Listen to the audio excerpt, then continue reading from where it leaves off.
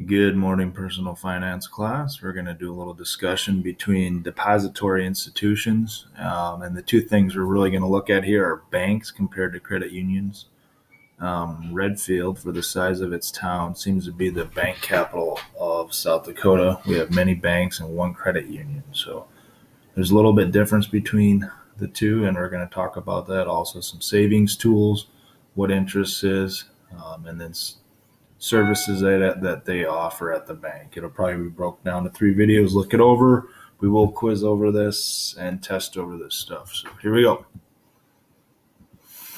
Okay, if you go to slide 5 here, you have types of depository institutions. This is a good slide because it breaks it down side by side.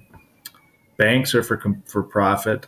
Credit unions are for nonprofit. They're owned by their members. Anybody can be a member at a bank. All you got to do is have money and be able to open an account there. Credit unions sometimes most of the time have requirements.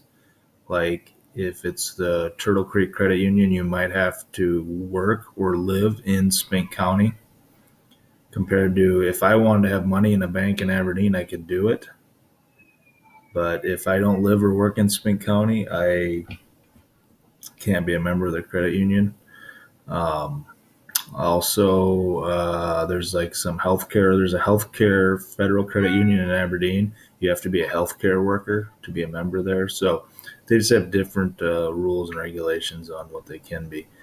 Both offer numerous financial services. Banks are usually larger than credit unions. The biggest thing is banks are for profit. Credit unions are owned by its members. Lower interest rates with credit unions compared to banks. Remember, banks are out there to make money, and you have to meet certain qualifications to be a member of a credit union. Banks, you just got to have the money to be able to open an account there, and you'd be good.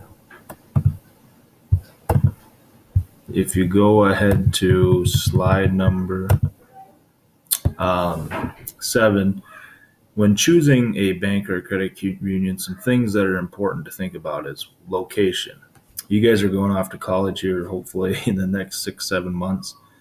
Does the bank that you bank at in town here or credit union have a location where you're going to school? And that's kind of nice if your parents need to get you money, or if you need to, get a hold of somebody at the bank in Redfield, you can go to the location where you go to school. Obviously, everything in life now is all about accessibility, and so multiple locations are big. Even if you travel internationally, do they have those internationally? Okay, and access, being able to get to your money is a big thing. Banks and credit unions store your money. They're a place to keep your money safe. So some things to think about for next year. How easy is it to get at your money through your bank? And the internet with the online banking or having an app has made it easier to get your money. But things to think of: location, location, location. Is there a location where I'm going to next year? So like I alluded to in the last slide, banks keep your money safe. Okay.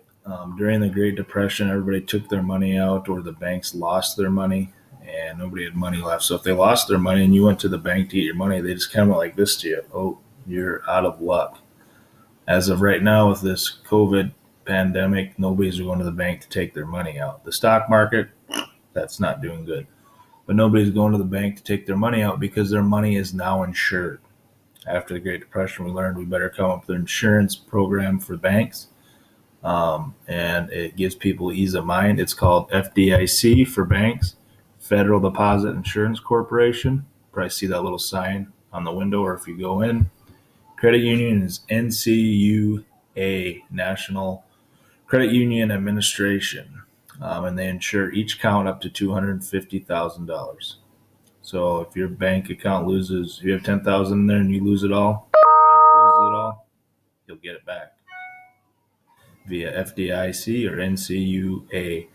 Okay, so that would be how the bank keeps your money safe. Obviously, they have security systems and other things, but the insurance gives people peace at mind.